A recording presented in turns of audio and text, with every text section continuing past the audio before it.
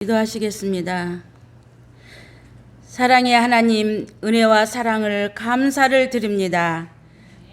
진실하게 간구한 자를 가까이 하시는 주님, 우리에게 간구의 영을 허락하시어 감사합니다. 분주한 세상 속에서도 하나님을 찾고 기도할 수 있는 은혜를 주심을 감사를 드립니다.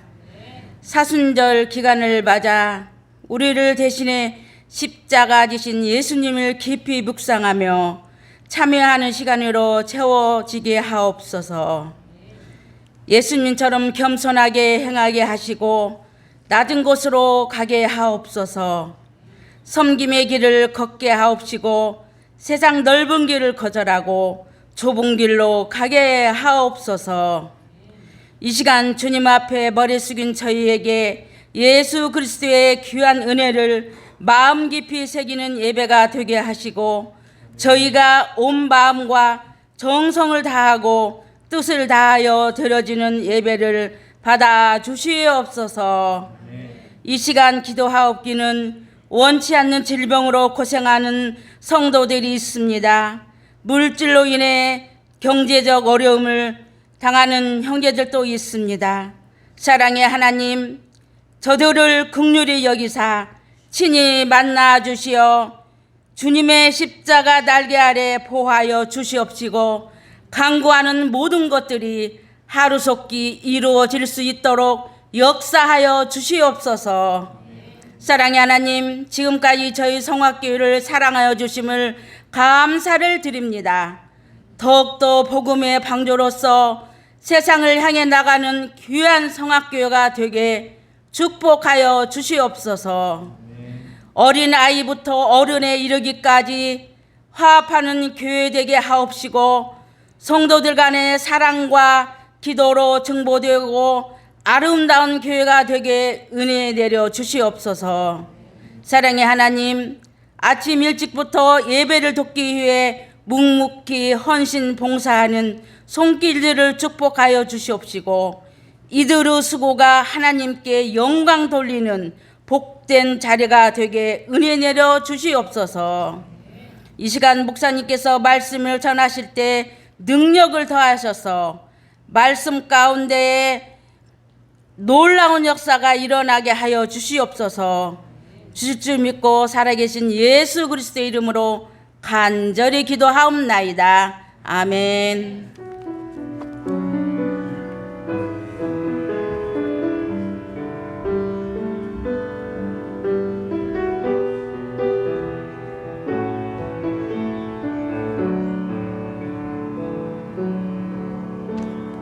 한 번 더 읽겠습니다. 시작. 예수께서 내가 그라 하시니라. 오늘 말씀은 어떤 방법이나 원칙이 구원을 가져오는 것이 아니라 예수님 자신이 우리에게 구원을 주신다 하는 내용이고요. 그 내용을 중심으로 하나님은 영이신 하나님, 영이신이라고 하는 주제를 가지고 오늘 하나님의 말씀을 묵상하고자 합니다.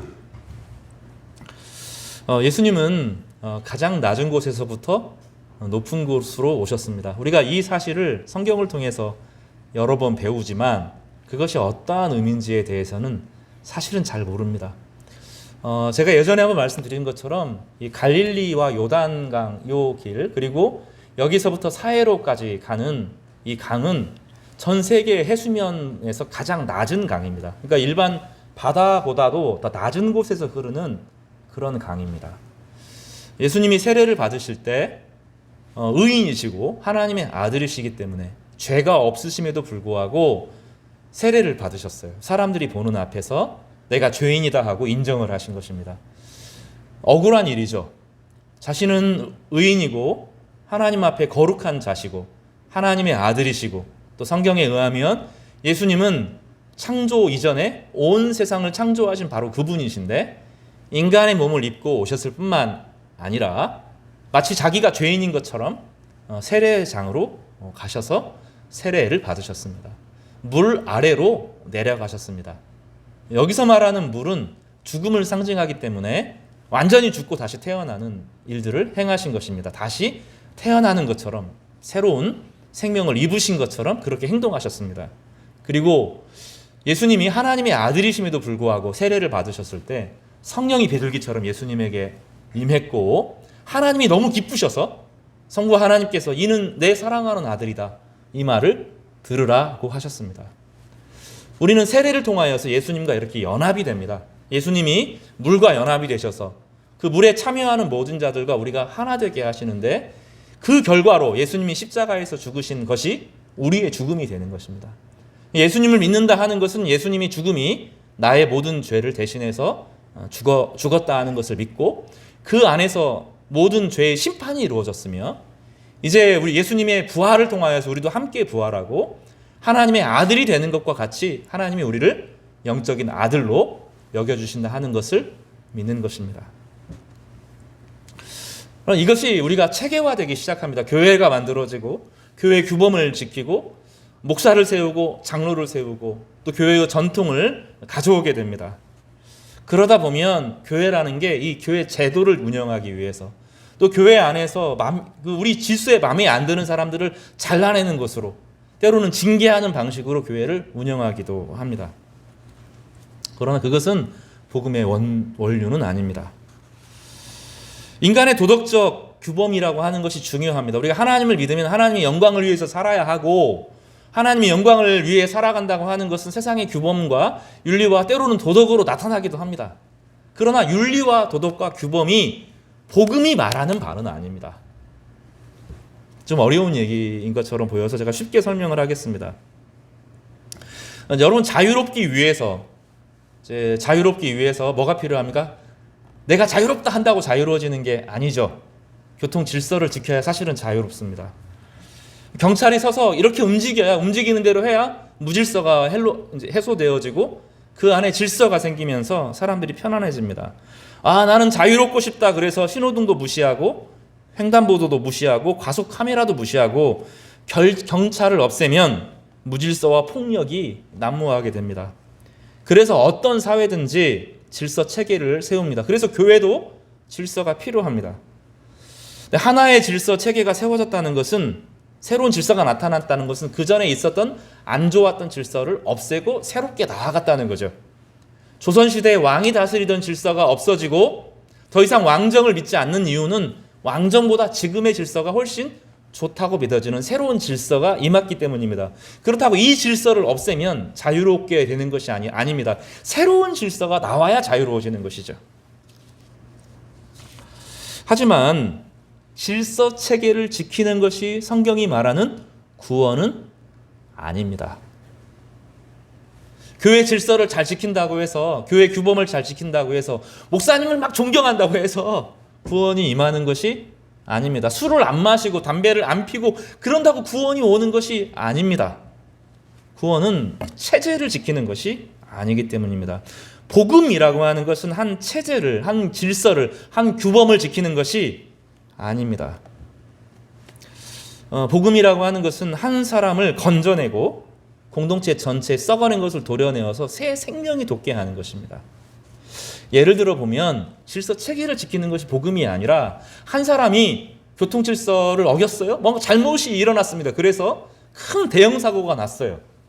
그러면 저 사람이 저 질서를 지키지 않아서 대형 사고가 났네 하고 비난하는 것이 복음이 아니죠. 어떻게 합니까? 어떤 교통사고가 나면 어떤 일이 벌어집니까? 119 구급대가 달려갑니다. 경찰이 달려옵니다. 그래서 그 사람을 실어가고 병원에 실어가는 것이죠.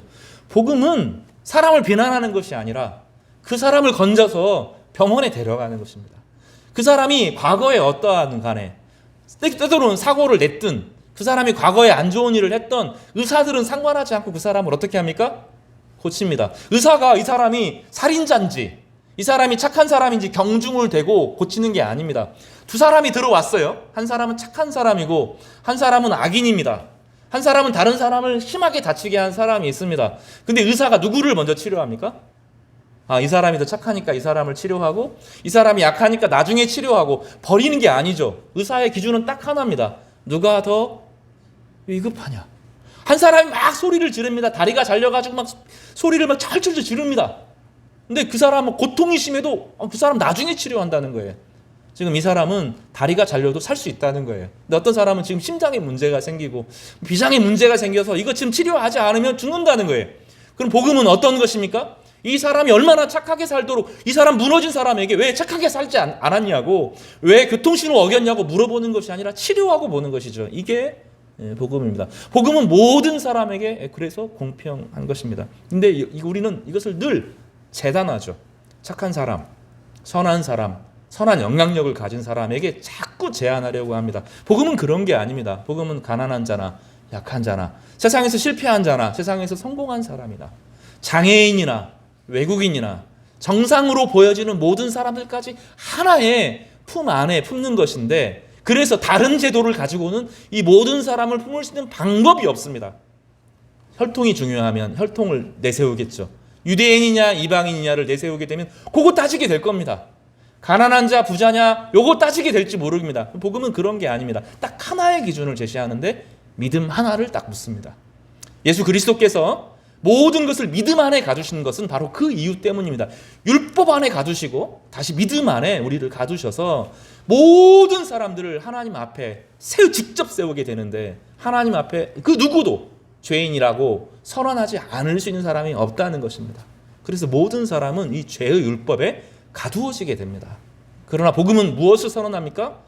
믿음 안에서 그 어떠한 사람도 자격을 갖추게 되고 그 어떠한 사람도 하나님의 아들로 새롭게 태어날 수 있음을 말하는 것입니다. 그래서 복음을 거듭남 혹은 중생이라고 선언하는 것이죠.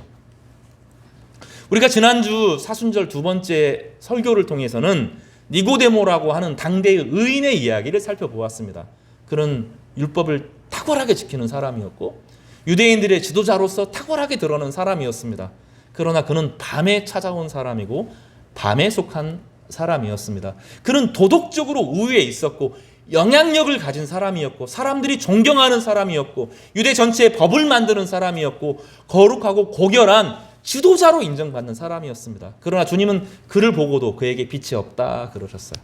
너는 어둠에 속했다. 빛에 나와야 구원을 얻는다라고 말씀하여 주셨던 것입니다. 니고데모는 3년간 못 나왔어요. 예수님을 늘 멀리서 지켜보기만 했지만 예수님을 따르지는 못했습니다. 그러나 나중에 예수님께서 십자가에 돌아가시고 어둠이 임하고 다시 빛이 돌아오는 과정을 통하여서 야, 저 사람이야말로 하나님의 아들이었다라고 말하면서 참 빛이 있는 예수님을 받아들이게 되고 영생에 이르게 되는 예수님의 제자의 모습을 비로소 시작하게 되었습니다. 우리가 도덕적으로 우월한 사람들은 내가 저 사람보다 더 낫다고 생각하는 착각을 늘 하는 것이에요.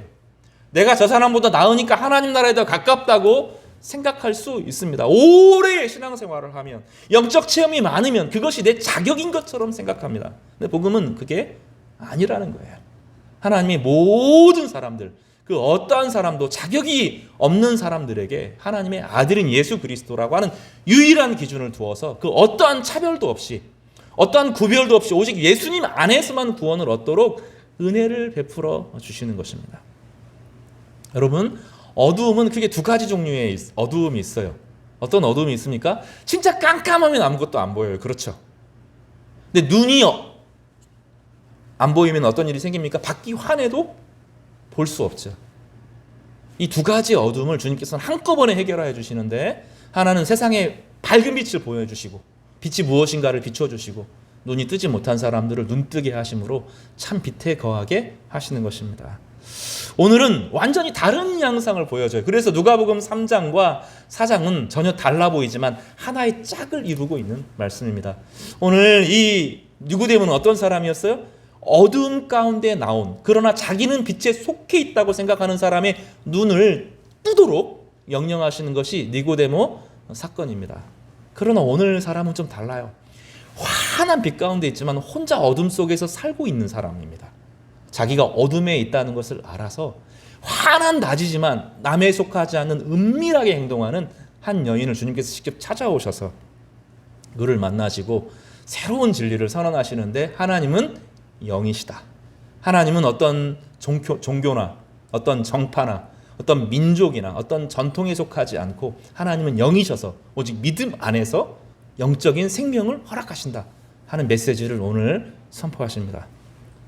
사랑하는 성도 여러분, 오늘 내가 좀 남보다 낫다고 생각하면 우리의 어둠을 좀 밝히 보이시는 주님 앞에 보여주시기를, 펼쳐서 나의 어둠을 발견하시기를 바랍니다. 그러나 한편으로 나는 자격이 없다라고 생각하는 분이 계시면 오늘 예수님의 이야기를 통하여서 영이신 하나님을 새롭게 만나는 은혜의 시간이 되시기를 주님의 이름으로 축복합니다. 오늘 4장의 이야기는 니고데모 사건 다음에 이어지는 사건입니다. 예수께서 오늘 1장 1절에 보면 제자를 삼고 세례를 베푸시는 것이 요한보다 많다 하는 말이 바리새인들 사이에서 퍼져서 바리새인들이 드디어 예수를 주목하여 보게 되었습니다. 곱게 보는 것이 아니라 의심스러운 눈빛으로 예수를 보게 되었습니다. 예수님은 그 유대에서 지금 십자가를 지실 때가 안 됐는데 바리새인과 부딪히는 것이 도움이 되지 않고 더 많은 사람들이 복음을 들어야 됨을 아셔서 유대에서부터 다시 고향 갈릴리로 돌아가시고 그 지역의 이방 지역으로 찾아가셔서 새로운 복음 사역을 감당하시기를 원하셨습니다. 그런데 이 유대는 남쪽에 있고 갈릴리는 북쪽에 있습니다. 그러면 갈릴리에서 유대에서부터 갈릴리로 이렇게 직진하면 되는데 그렇게 돌아가지 않았어요. 이 가는 중간에 사마리아라고 하는 도시가 하나 있었습니다. 도시를 유대인들은 절대로 통과하지 않고 여리고를 거쳐서 우회하는 길을 늘 갔습니다. 왜냐하면 사마리아는 불결한 도시라고 여겨졌기 때문입니다. 사마리아는 두 가지 전통에 의해서 유대인들에게서 배격됐는데 하나는 역사적인 전통입니다. 왜 그러냐 하면 이 사마리아는 예전에 다윗 왕가를 배신한 북이스라엘의 수도였고 북이스라엘의 수도가 아수르에 의해서 멸망당하면서 아수르 사람들이 사마리아의 모든 사람들, 똑똑한 사람들, 지혜로운 사람들, 부자들 싹 죽였어요. 거기서 장애인들만 남겨놨습니다. 고아 중에서도 아주 가난한 사람들, 아주 배우지 못한 몇몇만 남겨놓고요. 외국에서 사람들을 이주시켜서 강제 결혼을 시켰습니다. 그러니까 그것은 다윗을 배반한 도시로서 수치를 당했다 하는 것이 유대인들의 생각이었습니다. 두 번째로는 종교 전통이 달랐어요. 이 사람들이 다윗 왕가를 배신했기 때문에 배신하는 명분이 무엇입니까? 다윗 왕가가 모세 오경을 어겼다라고 하는 생각 때문에 그래요. 그래서 이 사람들은 다윗 왕 이후에 나오는 모세 오경 이후에 나오는 모든 계시를 부정했고 모세 오경만 믿었습니다. 모세 오경에 보면 예배가 나오는데 그리심산에서 예배하도록 되어 있기 때문에 그리심산에서 예배하는 것을 그들이 원했고 사마리아 성전을 세워서 아주 큰 성전을 지었고 거기에서 자신들만의 예배를 드렸습니다. 그러니 유대인들 입장에서는 비슷하지만 다른 사람들이 제일 싫거든요. 한국 사람들이 신천지를 싫어합니까? 한국 기독교인들이 신천지를 싫어합니까? 불교를 싫어합니까? 불교는 남이잖아요. 그러니 별로 긴장을 안 하는데 신천지는 우리 것을 오염시켰다고 생각하니까 정통에서 떠났다고 생각하니까 어떻게 해요? 미워하고 싫어하죠. 이런 겁니다. 사마리아는 바로 그런 지역이에요. 역사적으로도 더럽혀졌고 종교적으로도 문제가 있다고 생각해서 그 지역을 안 갑니다. 예수님이 쫓기는 것도 아닌데 그 자리를 간 것은 이유가 있는 거죠. 그리고 더 나아가서 예수님께서는 혼자 앉아 계시면서 제자들에게 먹을 것을 사갖고 오라고 식사를 준비해서 오라고 떨쳐 보내셨습니다. 그리고 한 여인을 만나셨습니다.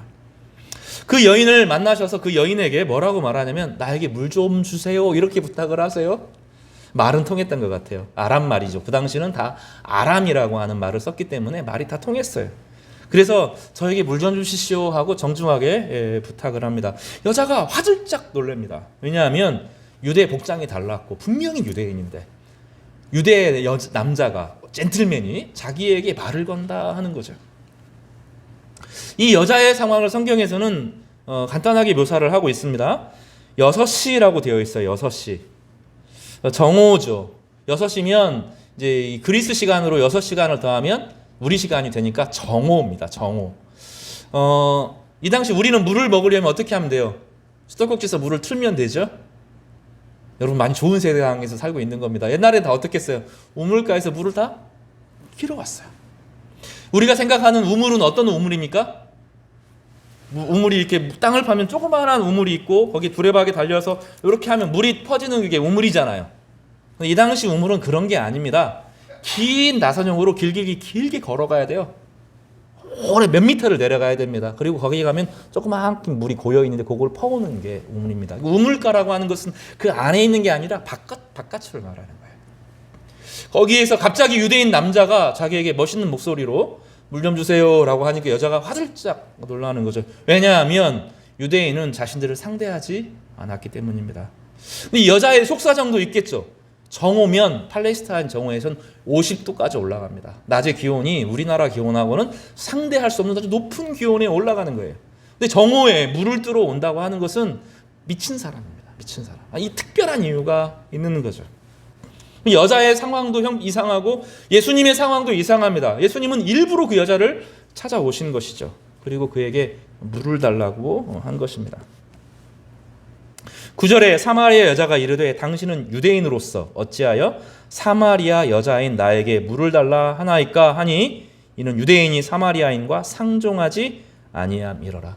왜 상종하지 않습니까? 미워서. 그럴 뿐만 아니라 불결해서, 그리고 그 죄가 옮겨질 것 같아서, 우리식으로 말하면 부정탈 것 같아서. 유대인들의 사고방식에서는 악한 사람을 만나면 그 죄가 옮겨온다, 이런 잘못된 편견을 가지고 있던 것입니다. 예수님께서는 물어봅니다. 그리고 그에게 답변합니다. 대답하여 이르시되 네가 만일 하나님의 선물과 너에게 물 좀 달라 하는 이가 누구인 줄 알았더라면 내가 그에게 구하였을 것이요 그가 생수를 내게 주었으리라. 여자가 이르되 주여 물 기를 그릇도 없고 이 물은 깊은데 어디서 당신이 그 생수를 얻겠사옵나이까. 10절과 11절 안에서는 예수님의 말을 여자가 오해한 것이죠. 어떤 얘기냐면 예수님이 내가 너에게 나도 부자인 것처럼 말한 거죠. 내가 지금 우물을 가지고 있고 내가 가지고 있는 물을 너에게 줄 수 있다는 것을 네가 받아들이면 너 이 물 마실 수 있을 것인데 지금 네가 나 누군지도 모르고 물을 안 주려고 거절하는 거야? 지금 사마리아 여인이 중요한 게 아니라 지금 내가 뭘 가지고 있는지 네가 물어봤어야지 하고 반문하는 거죠. 그러니까 여자가 당신 부자입니까? 하고 11절에 물어보는 거예요. 그러니까 11절에 그 얘기를 하는 겁니다. 12절에 뭐라고 말합니까? 뭐라고 말하냐면 우리 조상 야곱이 이 우물을 우리에게 주셨고 또 여기서 자기와 자기 아들들과 짐승이 다 마셨는데 당신 야곱보다 더 큽니까? 지금 이 우물은 역사와 전통과 문화를 가진 모세 오경은 믿었다 그랬잖아요. 그러니까 아브라함과 야곱과 요셉과 이런 사람 다 믿었던 거죠. 이 사마리아 전통이 그렇습니다. 그러면 야곱이라고 하면 그 사람 사이에서는 엄청 큰 사람이죠. 그리고 이 우물은 지금 무슨 우물이에요? 야곱의 우물이에요. 야곱의 우물. 그럼 이 우물은 역사와 전통과 문화를 가진 우물이잖아요. 근데 예수님께서 뭐라고 말씀하셨어요? 이 야곱의 우물보다 더 깊은 물을 너에게 주겠다. 더 생수를 너에게 주겠다. 지금 그렇게 생수를 주겠다고 이야기하니까 여자가 지금 좀 깜짝 놀라서 이 사람 허풍치는가? 거짓말하는가? 이 우물이 얼마나 깊은 우물이고 놀라운 우물인데 여기서 지금 야곱의 우물 앞에서 큰 소리를 쳐? 지금 그 얘기를 하는 거죠. 13절에 예수님께서 다시 선언하십니다. 이 물을 마시는 자마다 다시 목 마르려니와 내가 주는 물을 마시는 자는 영원히 목마르지 아니하리니 내가 주는 물은 그 속에서 영생하도록 솟아나는 샘물이 되리라. 이해할 수 없는 이야기를 하셔요. 내가 주는 물을 먹으면 목마르지 않고 영생하는, 영원히 솟아나는 샘물을 주리라, 이렇게 말씀하십니다. 나중에 보면 이 영생의 샘물은 성령을 의미합니다. 요한복음 마지막 후반부에 가면 이 성령이라고 하는 것을 알 수 있습니다. 그러나 여자는 지금 그 사실을 모르죠. 그래서 여자가 정말로 그러면 그런 물을 내게 주사 목마르지도 않게 하고 여기 물 기르러 오지도 않게 하옵소서라고 말합니다. 여기 물 기르러 오지 하옵소서, 이 말이 무슨 말입니까? 힘들다는 얘기가 그게 얘기가 아니에요. 몰래 12시에 한낮에 50도에 떼약빛에 남 모르게 물 길러 오는 거, 영원히 솟아나는 물이 있다면 샘물이 계속 고이는 물이 아니라 콸콸콸 솟아나오는 물이 있으면 남 눈치 보지 않고 그 물을 기를 수 있으면 내가 이 동네 사람들 눈치 안 보고 거기서 물 길어 올 수 있지 않습니까? 그 얘기를 하는 거죠. 여자의 절박함과 자신의 모습이 드러나는 거죠.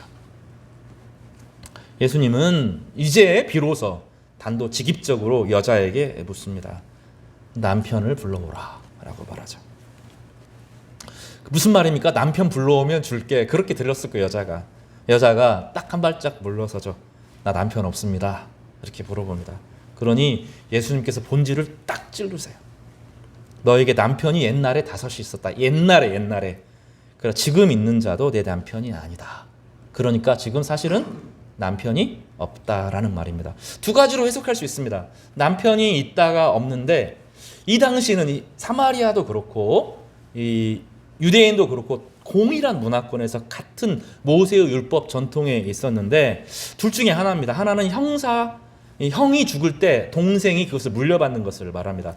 원래 이혼한 사람에게는 결혼하기가 어려웠어요. 이혼 증서가 있는 사람에게 결혼하기는 했어요. 그러나 이게 쉽지가 않았습니다. 보통 남편이 죽으면 동생이 물려받습니다. 그래서 씨를 받고 아이를 낳으면 그 아이는 누구의 아이가 됩니까? 동생의 아이가 아니라 원래 형의 아이가 되어서 형의 이름을 물려받는 것이 이 당시의 전통이었습니다. 이건 낯선 게 아니라 우리나라에도 그런 제도가 다 있었어요. 이게 오래되지도 않아. 한 50년 전만 해도 우리나라에 고스란히 있던 제도입니다. 이걸 형사수치제라고 부르는데 지금 그 얘기를 하는 것일 수도 있어요. 그런데 오늘 본문에 보면 지금 남편이 없다 하는 것을 보면 그것만을 말하는 것 같지는 않아요. 한 남자에게 기댔다가 버림당하거나 혹은 사회적인 편견에서 벗어지면 또 다른 남편에게 기대고 또 다른 남편에게 기대고 또 다른 남편에게 기대지만 지금 있는 사람과는 결혼하지도 못하는 임시적인 상태라는 거죠. 그러나 이런 문화는 지금에서는 당연할 수 있고 지금 안에서는 용납되는 문화지만 이 과거의 상태에서는 있을 수 없는 일입니다. 한 여자가 버림당하는데 다른 남자랑 산다. 그리고 그 남자가 죽었을 때 또 다른 남자랑 결혼을 한다. 있을 수가 없는 일입니다. 그리고 또 지금 결혼도 하지 않고 다른 남자랑 함께 섞여 산다. 그러면 그 사회에서는 아주 부도덕한 여인으로 결혼에 실패할 뿐만 아니라 음란한 여인으로 취급을 받는 것이죠. 근데 주님께서는 이 여인의 죄를 본격적으로 지적해서 너는 정말 죄인이다 그 얘기를 하신 것은 아니고 이 여자의 절박한 상황에 대해서 이야기하신 거예요. 이 여자의 문제는 온전한 가정을 이루지 못하고 버림당한 문제일 수 있고 아니면 실제로 부도덕한 문제가 있을 수도 있습니다. 그러나 본문은 그 부분에 대해서는 명확하게 말하지 않습니다. 어쨌든 이 여인은 그 사회에서 섞여 살 수가 없는 여인이었던 것은 분명합니다.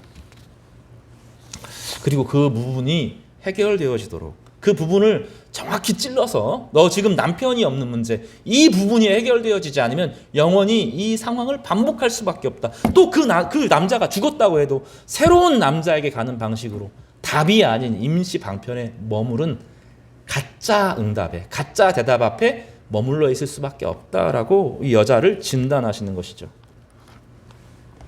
여자가 이르되 내가 보니 선지자로소이다. 비로소 예수님의 권위를 인정합니다. 그리고 20절에 의미심장한 질문을 합니다. 우리 조상들은 이 산에서 예배하였는데 당신들의 말은 예배할 곳이 예루살렘에 있다 하더이다. 이 말은 문제를 피하는 것일 수도 있고 아니면 본질적인 질문을 할 수도 있습니다. 여자의 질문은 의문인데 예수님의 답이 질문입니다. 여기서 중요한 말씀을 하십니다. 예수께서 이르시되 여자여 내 말을 믿으라. 이 산에서도 말고 예루살렘에서도 말고 너희가 아버지께 예배할 때가 이르리라. 이렇게 말씀하시면서 24절에 다시 설명하십니다. 하나님은 영이시니 예배하는 자가 영과 진리로 예배할지니라. 이 여인과의 관계에서 이 놀라운 진리가 터져 나옵니다. 한 주간 하나님은 영이시다는 것이 무슨 말일까? 오랫동안 생각해 보았습니다. 하나님은 영이시다. 예수님께서 성부 하나님에 대해서 이야기할 때 두 가지로만 설명하셨어요. 하나님은 우리 아버지시다 라고 비유로 직접적으로 이야기하셨고 너희 아버지께 구하라 이렇게 말씀하셨고 또 성부 하나님에 대해서 유일한 다른 정의는 하나님은 영이다 하는 것입니다. 영이라고 하는 말은 히브리어로 지난주에 잠깐 배웠지만 따라서 해볼까요? 루아흐. 흐를 목에서 나와야 됩니다. 루아흐. 따라서 루아흐. 헬라어 말로는 푸뉴마. 다시 푸뉴마. 이런 뜻을 가집니다. 둘 다 영이라는 말인데 호흡이라는 뜻이 있습니다. 호흡. 따라서 볼까요? 호흡. 그러니까 또 하나 다른 의미가 있는데 따라서 볼까요? 바람입니다. 창세기 1장에 하나님의 영은 수면 위에 운행하셨다라고 말할 때 그 영과 같은 단어를 씁니다. 하나님은 영이시다라는 것입니다. 지난주에 말하는 것처럼 영이 아닌 것을 살펴보았습니다. 율법은 영이 아닙니다. 율법은 딱딱한 돌에 새겨진 글자입니다. 영이 아닌 것이 무엇입니까? 사람의 전통은 영이 아닙니다. 사람의 규범도 영이 아닙니다. 혈통도 영이 아닙니다. 이런 것들은 영이 아닙니다. 오고 돌아가면서 사라지고 굳어지고 딱딱해지고, 그러나 사람들은 그것을 절대적으로 여기는 것입니다. 지금 유대인들은 어디에서 예배해야 된다고 말합니까? 예루살렘 성전에서 예배해야 된다고 말합니다. 사마리아인은 어디서 예배해야 된다고 말합니까? 그 산에서, 그리심 산에서 예배해야 된다고 말합니다. 이건 영이 아닙니다. 장소에 매이는 거죠. 하나님은 온 우주를 창조할 때 예루살렘 성 하나만 창조하고 거기에만 자기 발을 두시지 않고 자기 영혼을 두지 않았다는 거예요. 기도하는 장소를 위해서 기도 처소로 예루살렘 성이 필요하고 예루살렘 성을 향하여 기도하도록 하셨지만, 하나님은 거기만 계신 분은 아니죠. 하나님은 온 우주를 창조하신 바로 그분이시고, 하나님의 호흡으로, 하나님의 능력으로 온 우주를 창조하셨고 그 안에 가득하시다는 거예요. 하나님은 영이다 하는 것은 어떤 장소나 시간에 매이는 분이 아니라 그 온 우주 공간과 온 우주 시간에 충만하게 임한다는 것입니다. 제가 여러 번 말씀드리지만, 교회 안에 신상을 두지 않는 이유는, 교회 안에 어떤 경전을 두지 않는 이유는, 교회 안에 멋진 역사와 전통을 기록하지 않는 이유는 그것에 매이기 때문입니다. 사람에게 매이기 때문이고, 역사에 매이기 때문이고, 전통에 매이기 때문이고, 성상에 매이기 때문입니다. 예배 안에 텅 비어고, 심지어 개혁교회에서는 십자가도 두지 않는데, 그것은 이 온 우주에, 이 예배당뿐만 아니라 온 우주 삼라만상에 하나님이 가득하다는 것입니다. 그런데 그 하나님을 늘 사람들은 가둡니다. 율법에 가두고 자기 경험에 가둡니다. 영적 체험을 크게 하고 나면 자기 영적 체험이 막 전부인 것처럼 느껴서 다른 사람도 그 영적 체험 다 해야 된다고 말합니다. 방언을 하고 나면 방언 다 해야 된다고 말합니다. 이 열등감이 생기는 거죠. 성경을 좀 깊이 좀 알고 뭔가를 깨달았다고 하면 그것이 하나님 말씀 전부인 것처럼 사람들에게 막 강요합니다. 성경 말씀을 전체적으로 꿰뚫어 보면서 뭔가 막 보이기 시작합니다. 아, 이 말씀이 이렇게 연결되고 이 말씀이 이렇게 연결되고, 그러다 보면 내가 하나님 말씀 전체적으로 제일 잘한다고 말합니다. 아, 우리 교회는 역사와 전통이 있다고 말합니다. 우리 공동체는 분위기가 참 좋다고 말합니다. 영이 아닙니다. 하나님은 영이십니다. 모든 것을 가능하게 하시는 분, 모든 것에 생명을 불어 넣어주셔서 그것을 삼라만상 가운데 제 존재의 몫을 감당하시도록 하시는 분이 영이십니다. 그래서 하나님은 영이시기 때문에 그 혼돈과 공허의 질서 위에 딱 장악하셔서 그 하나하나의 이름을 불러내셔서 가치 있게, 의미 있게 만드시고 그 하나하나를 토부, 보시기에 좋았다라고 선언하셨어요. 이 여인에게 지금 뭐라고 말합니까? 창세기 1장의 역사가 지금 너에게 일어나고 있다는 거예요. 하나님은 영이시니 예배하는 자가 신령과 진정으로 예배해야 된다는, 어떤 전통이나 어떤 장소나 예루살렘이나 거기에 매이면 안 된다는 거예요. 지금도 팔레스타인과 예루살렘 사람들이 그 예루살렘 땅덩이 갖고 싸우잖아요. 그걸 누가 차지하느냐, 거기 지성소를 짓느냐 마느냐, 그것이 자기의 전통성인 것처럼 말하잖아요. 아니라는 거예요. 하나님은 온 우주에 모든 곳에 생명을 충만하게 주시는 분이십니다. 그리고 어떤 분이십니까? 위급한 사람, 어려운 사람, 도덕적으로 타락한 사람, 인생이 무너진 사람에게 먼저 찾아가셔서 그를 건지시는 분이셔요. 그래서 니고데모를 주님께서 오래 상대하지 않았어요. 니고데모 너는 어둠에 처한 사람이다 선언하시고 니고데모는 가버리잖아요. 예수님은 직접 지금 누구를 찾아와요? 그 니고데모가 중요한 게 아니라는 거. 자기 혼자 지금 사람들에게 명성과 칭찬과 존경과 리더십을 다 가지고 있지만 진짜 예수님이 필요한 사람은 누구예요 지금? 한 낮에 속했지만 그 낮에 있으면서도 어둠에 살아가고 있는 이 사마리아 여인에게 찾아가시고 일부러 그를 만나시고 그를 구원하시고 그에게 대우해 주시고 하나님은 영이신이라고 초대하시는 거죠. 그래서 오늘 본문은 창세기 1장과 같이 읽어야 되는 것이죠. 하나님은 영이시니 예배하는 자가 신령과 진정으로 예배한다. 딱 하나, 믿음 하나만 있으면 된다는 거예요.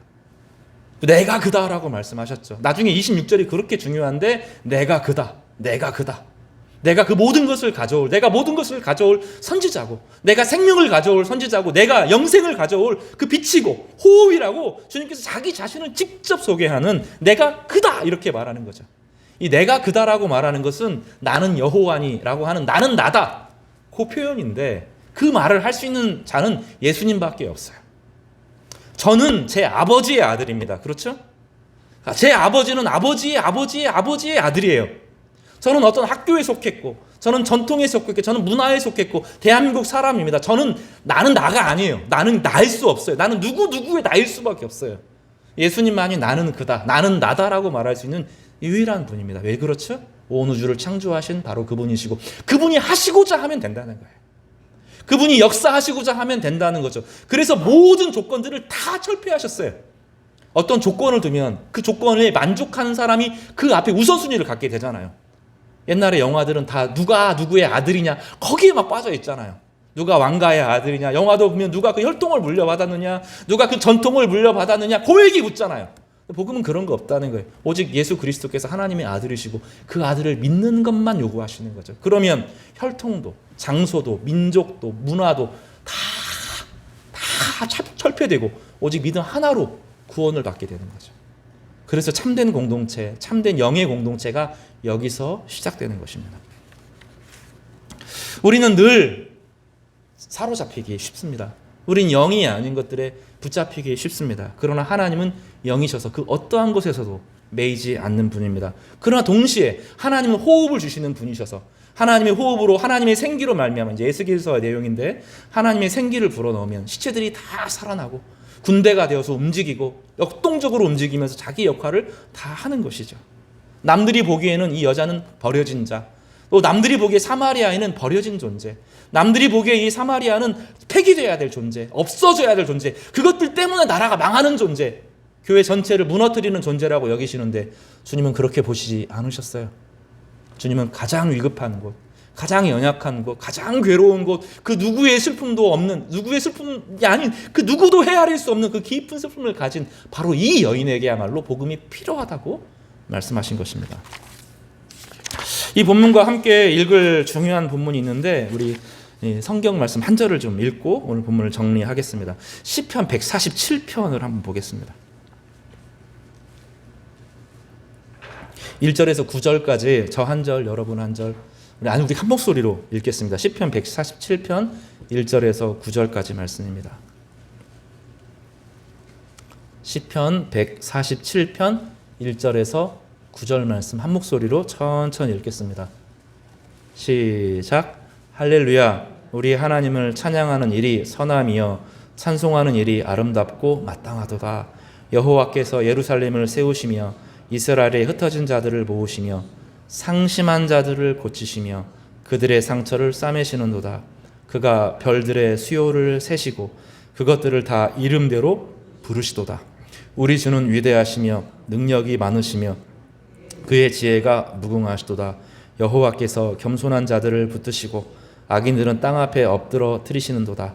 감사함으로 여호와께 노래하며 수금으로 하나님께 찬양할지어다. 그가 구름으로 하늘을 덮으시며 땅을 위하여 비를 준비하시며 산에 풀이 자라게 하시며 들 짐승과 우는 까마귀 새끼에게 먹을 것을 주시는도다. 아멘. 상심한 자들을 고치시며 그들의 상처를 싸매시는도다. 주님께서 원하시는 것은 바로 그것이었어요. 이 여인, 버려진 여인, 사마리아 여인, 결혼에 실패한 여인, 지금은 부도덕하게 살아가는 여인, 남의 눈치를 피해서 홀로 50도의 떼약볕을 견디며 그곳에 은밀하게 숨어든 여인을 향하여서 주님은 상심한 자를 고치시고 그들의 상처를 싸매신다고 말씀하십니다. 별들의 수요를 세십니다. 그도 반짝반짝 빛날 수 있다는 거예요. 이 말씀이 저에게 그렇게 의미가 있습니다. 저희 교회가 그런 교회가 되기를 바랍니다. 너는 별이 아니야. 너는 망가졌어. 너는 기회가 없다라고 말하는 모든 사람들에게 너도 빛나는 존재야. 하나님이 빛나는 별들로 너를 만드셔서 반짝반짝하게 하실 거야. 그래서 주님 앞에 나아가야 돼요.